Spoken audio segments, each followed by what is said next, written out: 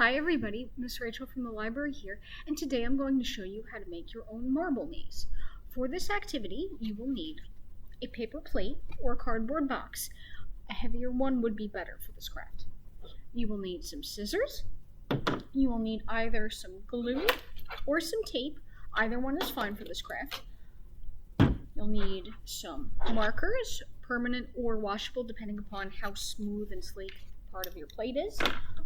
Some are more waxy than others, and in that case I'd suggest using the permanent markers. And of course you'll need some marbles. If you'd like, you could also use some straws to help you build the walls, like I have here in this bag.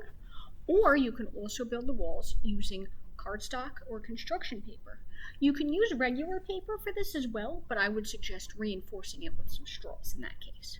So the first thing that we're going to want to do is we're going to want to take a marker and we're going to want to decide where on our plate is our start for the maze and our ending point for the maze. So you're going to want to write that on with start and end, and then start drawing in the shape of your maze. This is going to be important for our next step, which I will show you right here. When you have your maze drawn out, what you're going to want to do is take some paper like I have here and cut some long, narrow rectangles that you can fold to make the walls of your maze. We're going to be gluing it down onto the plate. So, to save some time, I've jumped ahead and I made a loop over my start and I started making the walls along my maze. Oh, it's upside down. So here's where I want the end for my maze to be, and that's the general shape I want. But you can make any shape you want. And once you have an idea of where you want to go, maybe do it with a pencil first so you can see I have some practice lines there. Then what you're going to want to do is take your paper and glue it on or tape it on.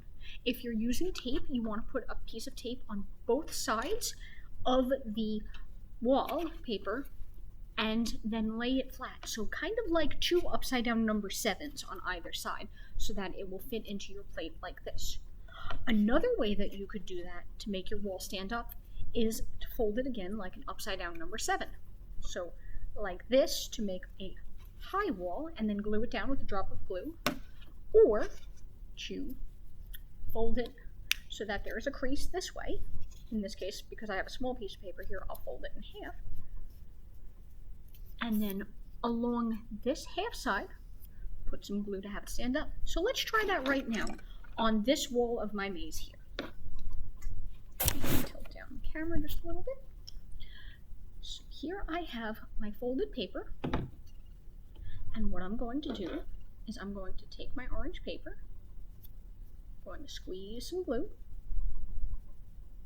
along the flat part that I'm holding in my hand.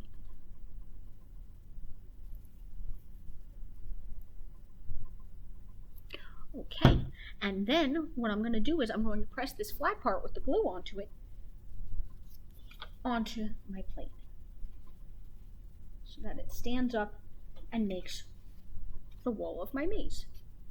Here you go.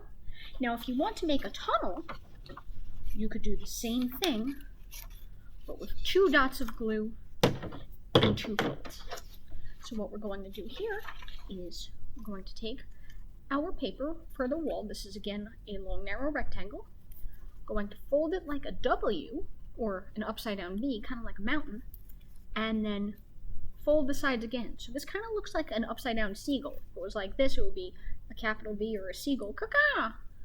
But this way, it'll make an arch. And we're going to put 2 dots of glue, one on either side of that flat piece we folded, and then we can make the arch stand up like that.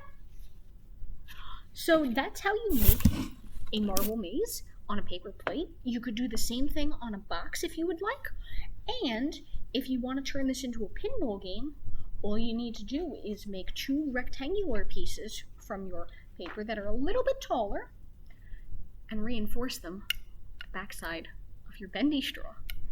Trim it to the size of your plate, and there you go. You've got some paddles to make a pinball maze.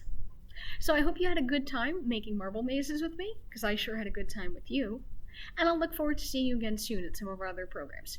Have a great day, everybody. Bye-bye.